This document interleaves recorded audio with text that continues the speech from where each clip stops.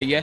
आप क्यों आर्थिक रूप से आरक्षण देने की बात नहीं करती हैं? कमजोर पिछड़े वर्ग हमेशा सब बात करते हैं, लेकिन आर्थिक रूप से कमजोर तो सामान्य कैटेगरी में भी आता है, एससी एसटी तमाम ओबीसी सब में आता है। गरीबी का कोई धर्म नहीं होता है। गरीब तो अल्लाह की भी अकीदत रखता है और कृष्ण की भी अकीदत रखता है। एक सवाल मेरा क्वेश्चन अजय आलोक जी से है। सर कह रहे कि देशद्रोही, आप सर्टिफिकेट देने वाले होते कौन हो? आप सुप्रीम कोर्ट ऑफ इंडिया हो?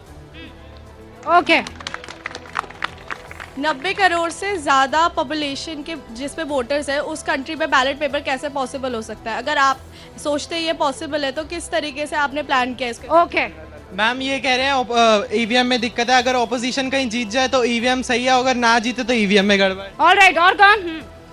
डिबेट की शुरुआत हिंदू मुस्लिम और राम मंदिर से हुई है। विकास के पे कब बात करेंगे आप लोग? जब भी चुनाव आता है हिंदू मस्जिद। ओके विकास पे कहो। सिस्टमेटिकली एक ही कम्युनिटी को बार बार टारगेट क्यों किया जाता है? क्या बीजेपी एंटी इस्लाम है? एंटी इस्लाम? मैम आज राहुल गांधी का एक वीडियो वायरल हो रहा था जिसमें वो लोग कह रहे थे कि अगर एक पेपर एक अपर कास्ट वाला सेट करता है तो उसमें हमेशा दलित फेल होते हैं।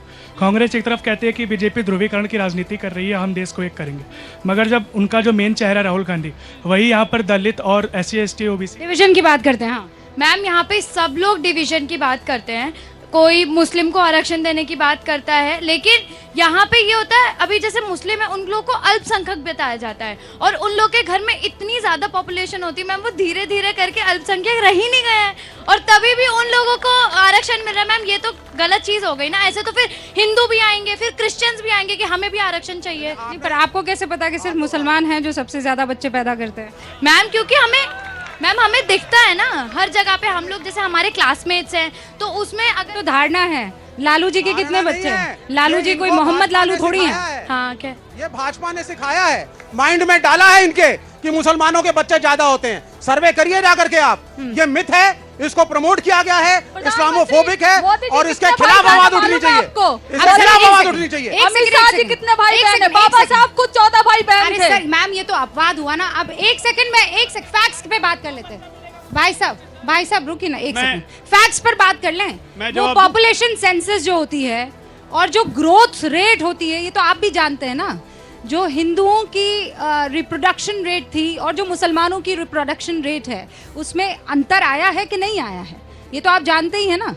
आपको एक चीज को मानना पड़ेगा। किसी बच्चे ने मुझसे अभी प्रश्न किया था कि रिजर्वेशन आपने किया था, शायद आपने किया था, बहुत अच्छा प्रश्न था, लेकिन आप एक बात को समझिए, अभी जब 30 साल पहले का जो रिजर्वेशन में जब कंपटीशन में SC ST के बच्चे बैठते थे बड़ी आसानी से हो जाता था, आज नहीं होता है, वो भी टफ होता जा रहा है। रिजर्वेशन अपने आप नेचुरली हटेगा जब एक SC ST कैटेगरी में कंपीट करने वाला कैंडिडेट और जनरल कैटेगरी में कंपीट वाला कैंडिडेट सेम मेरिट पे नंबरों पे सिलेक्ट होगा।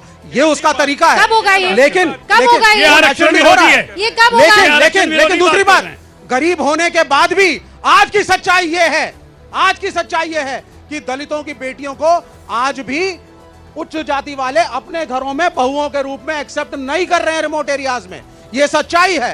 आज भी हर जगह मैट्रिमोनियल के कॉलम्स में आज भी जाति के हिसाब से आप चले जाइए किसी मैट्रिमोनियल की वेबसाइट पे। रूबिका जी कैसी दलील दे रहे हैं कि SC ST को पहले आसानी से हो जाता था, अगर वो तबका पढ़ लिख गया है, उन तबके में आपस में कंपटीशन हो गया है और उनको बड़ी मुश्किल हो रही है एग्जाम कंपीट करने में, तो ये उनके लिए अच्छा समय है या बुरा समय है? कैसी बात कर रहे? चुप रहो यार, अभी बीच में नहीं बोल रहे थे। चुप रहो, अच्छा समय है तो अच्छा समय है, अच्छा समय है, अच्छे दिन है तो अच्छा दिन। रिजर्वेशन जरूरी है, रिजर्वेशन की बात नहीं कर रहे, बात ये कर रहे हैं कि SC ST क्यों ज्यादा पढ़ गए। ये कौन सी बात? ये मिसगाइड कर रहे हैं, ये रिजर्वेशन हटाना चाहते हैं कि अगर रिजर्वेशन हटाना चाहते हैं भाई एक सेकंड रिजर्वेशन को लेकर, लेकिन रिजर्वेशन को लेकर राहुल गांधी ने जो बयान दिया है वो कितना सही बयान है? ये वो क्या कह रहे हैं कि अगर निचले तबके के आदमी को क्वेश्चन पेपर सेट करने देंगे तो अग्रणी जो जाति है वो फेल हो जाएगी। ये यूएस से इतना क्या मोहब्बत है उनको? कंचना जी मैं जवाब देती हूँ, लेकिन सबसे पहले मैं युवाओं से माफी मांगना चाहती हूँ इस बात का कि यहाँ पर डिबेट सच में आपके लिए नहीं हो रहा, आपके लिए रोजगार की बात नहीं हो रही है, आपके भविष्य की बात नहीं हो रही है, सिर्फ किसकी बात हो रही है? हिंदुस्तान, पाकिस्तान, मुस्लिम। अरे ताली बजाने से पहले ध्यान रखो, लालू प्रसाद यादव ने दिया है कि मुसलमानों को आरक्षण मिलना चाहिए। और दूसरा आपको बता दूं मैम, मैं JNU से हूँ, आपको अभी आंकड़ा देकर जाओ आरक्षण पर बयान किसने दिया? कंचना जी आपको देकर आरक्षण पर बयान किसने दिया है? नहीं, आप यहाँ जनता को आकर आप ये कह रहे हैं कि आपकी बात नहीं हो रही है। लालू प्रसाद यादव लालू प्रसाद यादव का बयान किसने उनसे दिलवाया है? कंचना जी, आपने मुद्दा बनवाया ना, संविधान खतरे में है, आपने मुद्दा बनाया ना। और आपको लगता है कि हम इसमें डिबेट कर पाएंगे रोजगार पर? देखिए, ताली अपनी जगह है और सच्चाई अपनी जगह है। आरक्षण का मुद्दा हम कतई ना उठाते अगर लालू प्रसाद यादव आज बैठ के ये ना कहते कि हाँ मुसलमानों को आरक्षण मिलना चाहिए। मेरा माइक साथ ऑफ है। आपको दुख हुआ क्या कि मैंने रोजगार पर बात कर ली? आपको दुख हुआ क्या कि मैंने रोजगार पर मैंने यहाँ पर बात कर लिया और बच्चों ने ताली बजा दिया? अरे इसी देश में इतने पेपर लीक हो रहे हैं यार, कहाँ से मिलेगा आपको रोजगार? अभी अभी न्यूज आया कि नीट का भी शायद पेपर लीक हो गया। उत्तर प्रदेश में मात्र 2 साल में 17 पेपर लीक हो गए हैं, जो देश का सबसे बड़ा सूबा है और डबल इंजन की सरकार है इनकी। और देख लीजिए, आप इतना चीख चीख कर यहाँ पर ये बात कह रही है, ताल ठोक कर बता दीजिए कि मैनिफेस्टो में पेपर लीक पर कानून बनाने का कौन सा आपने वादा कर दिया है?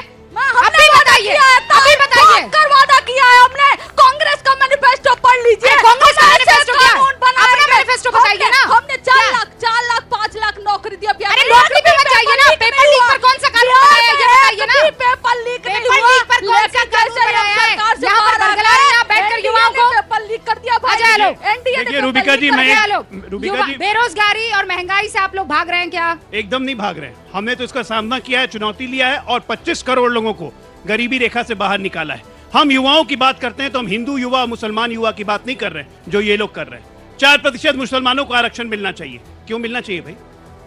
युवा खाली मुसलमान में है, हिंदुओं में नहीं है, क्रिश्चियन में नहीं है। एक मिनट बीच मत बोलिए, ये चिल्ला रहे और ये लालू यादव को ही डिफाइन कर रही है। ये लालू यादव को ही डिफाइन कर रही है। एक मिनट, आरजेडी की प्रवक्ता लालू यादव को ही डिफाइन कर रही है। कंफ्यूजन तो यहाँ है, इनके नेता कुछ बोलते हैं, प्रवक्ता कुछ बोलते हैं, इनको पता ही नहीं है देश को दशा दिशा की। ये मोहब्बत है कि वो उनको डिफेंड कर रहा है, उनको डिफेंड कर रहा है। 4 जून बीतने दिए, एक दूसरे को काटने दौड़ेंगे, एक दूसरे को भागते फिरेंगे। ये लोग हैं ऐसा कहाँ? होगा विवेक जी? ये लोग हैं कहाँ? कुछ नहीं होगा। आप ये बता दो। मैं एक बात आपको आज चलिए घोषणा कर दें। अरे आज एक घोषणा करें मेरे। अरे एक मिनट, घोषणा करवाती हूँ, 1 सेकंड बस, 30 सेकंड बोलने दीजिए, मैं करवा रही हूँ। ऐसा है कि एक्सटिंक्ट स्पीशीज लोग का कोई घोषणा नहीं होगा, ठीक है ना? कम्युनिस्ट अब एक्सटिंक्ट स्पीशीज होती जा रही है। इस देश में जरूरत नहीं है इनकी। आज सबसे बड़ा मुद्दा ये है कि हम देश को जब तक समृद्ध नहीं रखेंगे। एक लड़के ने मुझे कहा आपने देशद्रोही कहा, क्यों कहा?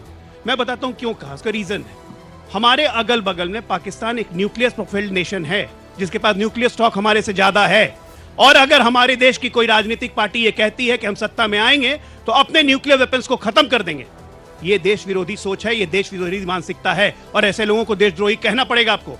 फारूक अब्दुल्ला उधर पाकिस्तान, वहां पे कश्मीर से कहते हैं पाकिस्तान ने क्या हाथों में चूड़ियां पहन रखी है, वो न्यूक्लियर वेपन स्टेट है। और सीपीआई कहती है कि न्यूक्लियर वेपन खत्म कर दो। देशद्रोही नहीं कहूं तो क्या कहूं इनको? देशप्रेमी कहूं इनको? ये इनका यही योगदान है। इमरजेंसी में कांग्रेस के तलवे चाट रही थी, अकेली पार्टी थी जिसने